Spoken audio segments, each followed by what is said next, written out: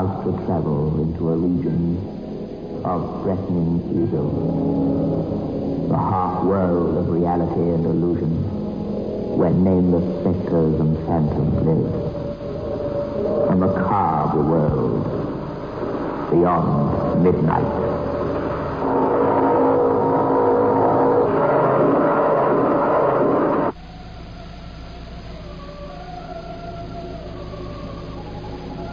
Tonight you'll hear a strange tale of ancient beliefs, or misbeliefs if you will, projected into a 20th century setting, of bizarre happenings with never a tangible foundation of fact on which to rest the bewildered mind of the observer. Believe it or not? Frankly, I must tell you the newspapers did not. But newspapers are like that. My story is called Cataclysm. Cataclysm. Presents the first in a series of programs, Beyond Midnight.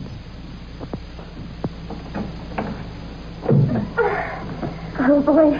Boy, that was beautiful. So beautiful. Thank you. You don't have to thank me, Why not? Why ever not thank you? because whatever I do, wherever I take you, this is your right as my wife-to-be. Wife-to-be. Sounds so old-fashioned.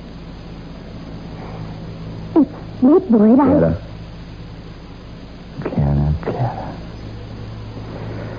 Clara, always so evasive. Always. Boyd, please. Boyd, darling. Will you be my wife?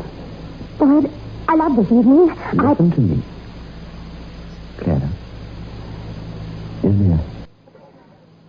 is there someone else? Do you refuse me because there's... Oh, no. No. Well, then let's be married and have no more of this nonsense.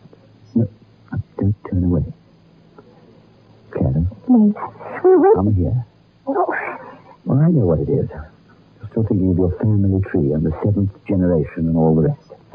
Everything about this insane legend. Are we going to let this story, this pack of... Clara, is this going to keep us apart? When we want one another so badly? It is not an insane legend. Look at me. Look. No, I can never take my eyes off you. You're the most... Listen. Can't you see? My eyes, my head, the way I walk. Doesn't the prophecy mean anything to you when you look at me and remember it? I'm sorry, I don't believe in witches' curses. You're going to marry me, and that's all there is to it. You're too intelligent to believe old wives' tales. All right, I'll tell you. I'll tell you what. Proof. You show me proof.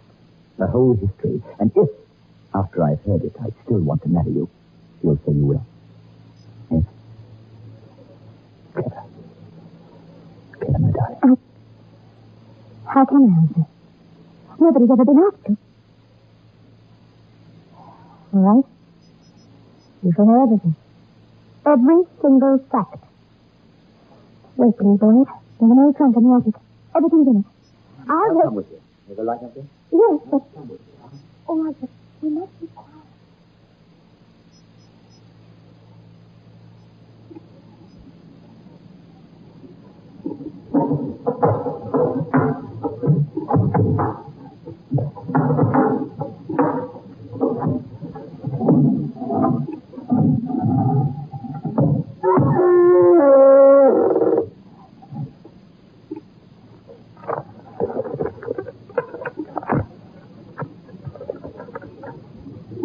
Long story. Please don't ridicule what I'm going to tell you. Some of these papers, documents, are all 300 years old.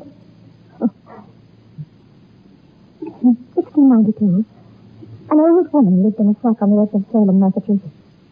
She lived on her own. She was supposed to have a son somewhere, but nobody had ever seen her. She kept herself alive by raising vegetables and selling them to the townspeople. She was a strange old woman. Dirty. Mind was a bit unhinged. She never did anybody any harm. No one molested her. My mother's ancestors also lived in Salem. The Mansfield Jones clan. Look.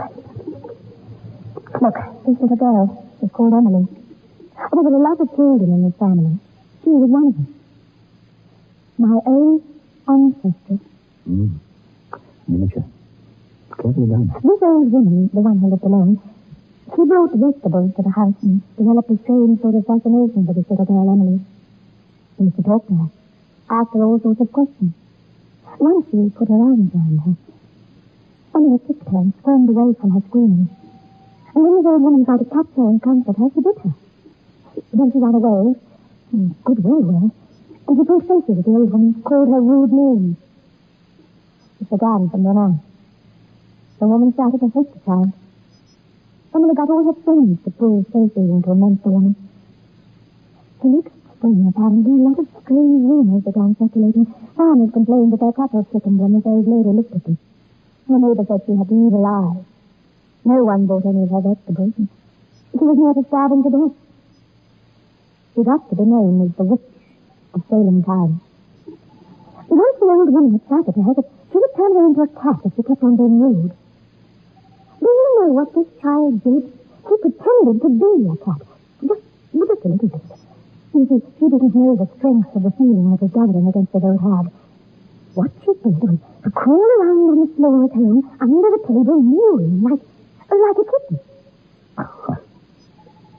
She scratched her brother's legs and washed herself, licked her arms, just like a cat.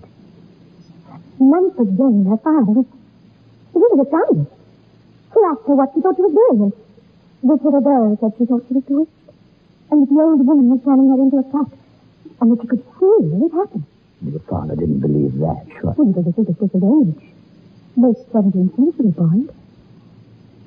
In April 1692, he brought an action against the woman, and she was accused of being a witch. 6 magistrates and 4 ministers of the gospel. She was thrown into jail. Emily was frightened then. Told her father she'd made everything up. Said she'd only been play acting. Didn't that make it all right? Should have done. They used it as far the proof against the old woman. Said she'd sent a demon into the trial. The jailer was a stupidest old man. One day when he had a stomachache, probably because he'd drunk too much, he accused the witch in her cell of putting a spell on his stomach. The people of the town marched on the jail and demanded the woman's death. This old woman probably wasn't a witch, but she must have been telepathic or something, because, according to this jailer, before the crowd came, she screamed and fell senseless to the floor of her cell. And when she regained consciousness, she stood stock still in the corner of the cell and flung up her arms to the ceiling. They're going to hang me! They're going to kill me! On the word of a child! The Joneses breath the call! By all the devils that be! By all the stars on heaven's floor! By all the ghostly gods of that witchcraft of which I can accuse! I will do as a child orders! I will take her into a cat! This old hag squatted in the bed of her cell floor and muttered, nobody knows what. She muttered to herself and said nothing. At the Jones house a mile away, Emily began to change into a cat. Every word his witch spoke, the child began to change. She jumped up and down like someone in a fit. The pupils of her eyes became cat-like. She started to crawl around the floor, speaking. Only this time she wasn't pretending. And then the most terrible thing happened. Fine black hair started to grow on her arms and the backs of her hands. We'll never know what frightening things would have happened, because mob justice was swift in those days. You might believe you have me now. I will have my revenge. I will have my revenge. Even if I must wait until the 7th generation. 7th generation!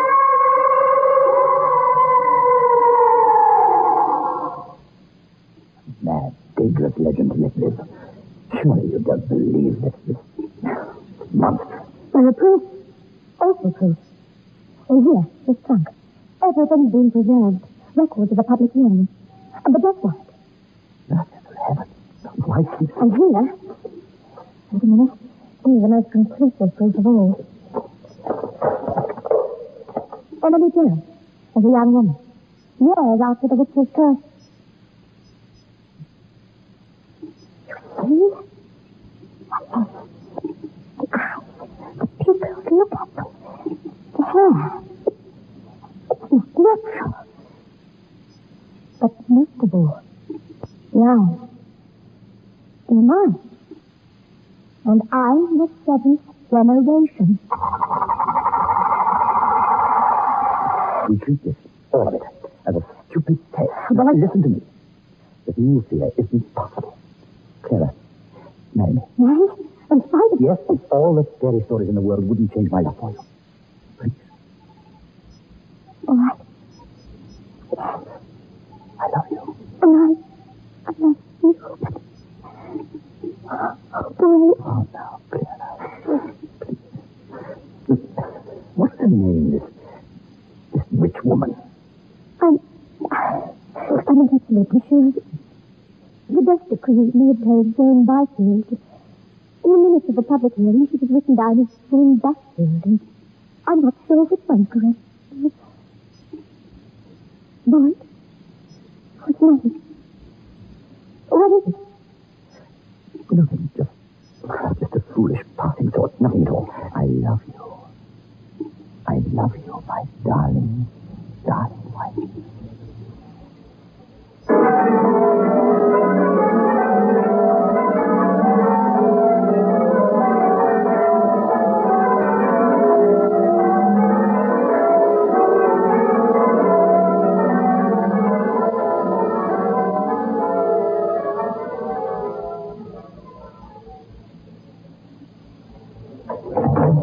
There you are. I've been looking all over for you. Happy anniversary, my love. Happy anniversary, my darling. Clara, we've got lots of room here. I wonder, would you mind? I'd like to invite my Aunt Jane up here for a while. She's very lonely. Would you mind? Of course not, darling. I'd be delighted to have her come for as long as she wants. Too bad she hasn't got a nice old husband to share her old age with. Why did you choose her? I'm afraid the young men of her day were much too much in awe of her ever to propose. She had a sharp tongue, and also too many brains for the proper wife. Well, look, I'll write to her and ask her to come and visit us. What's her full name and address? I can't just put Aunt Jane, can I? Her name? It's Jane Evers Basfield. Jane Basfield. And the address is... Clara? Clara, what? Clara?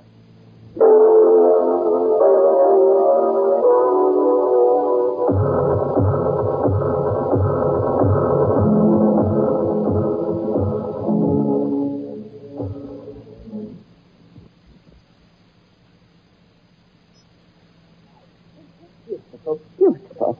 You must do very well, boy, to be able to buy such a mansion. What a lovely little wife. Come, child. You shall show me over every inch of your home and castle. I'd really rather like to get lunch ready now, Aunt Jane. It's late. Perhaps... Come on, Aunt. I'll show you over. It is a mansion, at least it's what one. We've done a lot of work in construction. Oh, the garden. Oh, the garden. Jane Byfield.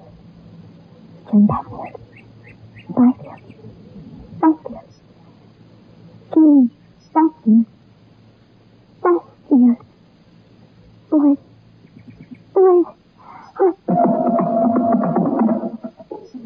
She was inordinately worried, even before your marriage, about these stories, this case. Yes, as I said, our first year together was clearly happy, but now, with the old woman staying with us, Darling John, I'd like to be able to dismiss the whole thing, I really would, but I've examined your wife, talked with her, and now I must confess to you in private that I can't answer for her sanity if the disturbing element, Miss Basfield, isn't removed at once. I'm certain she'll be as right as rain again, as soon as she goes, Mr. Banger. there's no chance of this thing coming true, is there? This thing she's frightened of. No danger that the lady will turn your wife into a cat? Hardly that, my dear fellow. That is a metamorphosis rather incompatible with the best customs of biology. My dear, I'm sorry you haven't been feeling well lately. You must rest. And the last thing you require at the moment is a guest to make more work for you. I'm very sorry I have to leave you. But, you know, as it happens, I would have had to have left because something's come up. You know, business matters at home. Business, the bane of all our lives. I'll get the card out, Aunt. Drive you to the station. I'm most dreadfully sorry not to be coming to see you off, Aunt Jane, but I really feel most awfully unwell. Distance won't stop me, Clara Jane. And you know, you who also know the history of Jane Bassfield.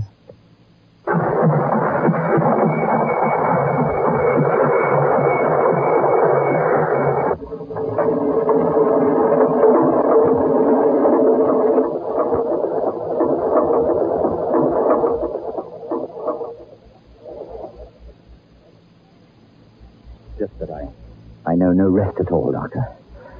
Could it possibly be that there's something physically wrong with her brain or something? Tumor or bone pressure or something? Why do you ask? She started to suffer from the most terrible headaches. Her eyes have been tested. They're excellent. And this isn't the cause. What does Mrs. Barringer say about a headache? She says they're due to... Oh, look, it's so ridiculous that it wouldn't help you to know it. Nevertheless, tell me what she says is the cause, please. All right. She says it's due to the changing of the shape of her head. She says her skull's gradually growing rounder and flatter. Like a cat's. If only I could see her. No. She becomes terribly angry if I even mention you to her. And yet you tell me she saw Dr. Hammond. Well, that was different. You were just an ordinary doctor. With you, it's not the same at all. She wouldn't see you or admit for one moment the chance that her mind isn't quite right. I shall call this evening as a personal friend. Don't let on that I shall really be in your home in a professional capacity, for pity's sake. I must talk to her. He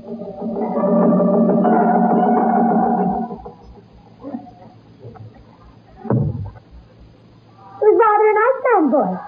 I'm glad you like him. He talked such a lot. I didn't know you had such curious friends. Well, Don't ever have him here to spy on me again!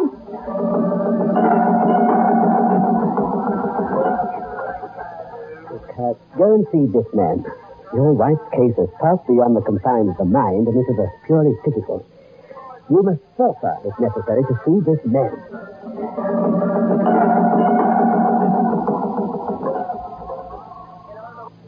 There's absolutely nothing wrong with Mrs. Barringer that I can lay my finger on with definite knowledge.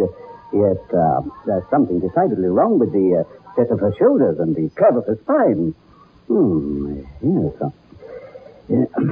Your laboratory tests revealed no unusual circumstances. All right, Mr. Barringer, there was one perplexing discovery. I am inclined to believe there's a fault in the microscope. I submitted the slide elsewhere for a second opinion. But I'm sure there must be something wrong with the instrument I used. There could actually be no such blood corpuscles as the glass revealed. What was the matter? There were present in the blood specimens I obtained some corpuscles that were... I hardly know how to say it.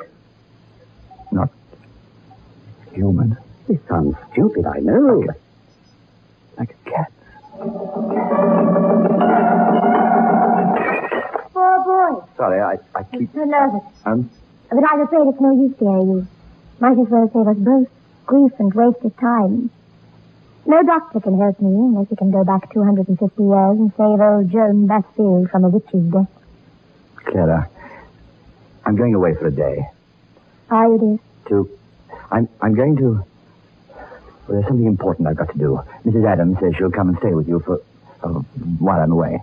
I won't be long, day and a half, no more. That's very kind of Mrs. Adams.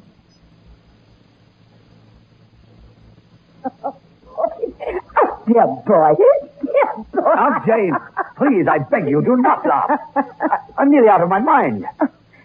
Boy, you're entirely insane. Clara's family history is correct. There was a Joan Bassfield who was hanged for witchcraft in Salem in the year 1692. I will go further and admit that I am a direct descendant of that unfortunate woman. Don't you... My name, Bassfield. What are you doing to my wife? Oh, boy, pull yourself together. What you say is preposterous. Is it? Yes, bewitchment. You're out of your mind, boy. But you are a blood relation. Oh, you poor boy. Boyd, what you must do is this. Is the seventh generation. Oh, boy, you're wrong. As if I would harm... Boy, go back to poor Clara. Go back now. She needs you, and give her my fondest love and sympathy. Go back now. You've 100-mile journey. Go back to her, Boyd. Now. I think I'm going mad. Aunt, arms. Like... Don't worry. Go home to your little wife. She needs you. She's waiting for you.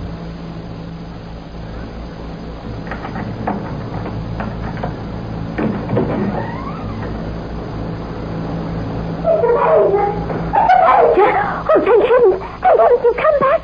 Something's the matter with your Madam, missus. Something's the what's matter wrong? with her. Tell me. I don't know. Clara!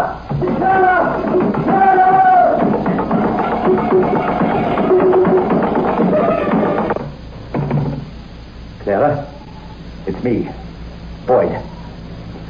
Let me in. Clara, can you hear me, Clara? I'll break the door down. Go away! Please go away! I must get in, Clara. No, please go away! Darling, Clara, don't you see? If you're not well, I'll have to call the doctor. You can't stay in there by yourself. You must have some kind of attention. Oh, no! Let me send Mrs. Adams in to you. No! Clara, dear, please. Go away! I'll break it down if you won't unlock it. Boys, you mustn't!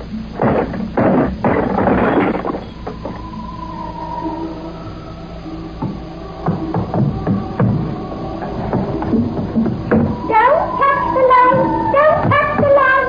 Whatever you do, you must touch the light! Clara, where are you? What are you doing down? You're on the floor. Why? Clara. No! How do you know what I'm doing?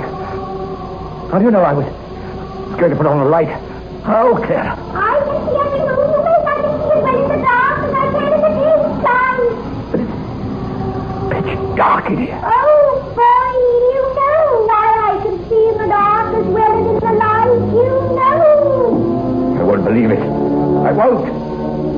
I'm going to switch. You mustn't. No!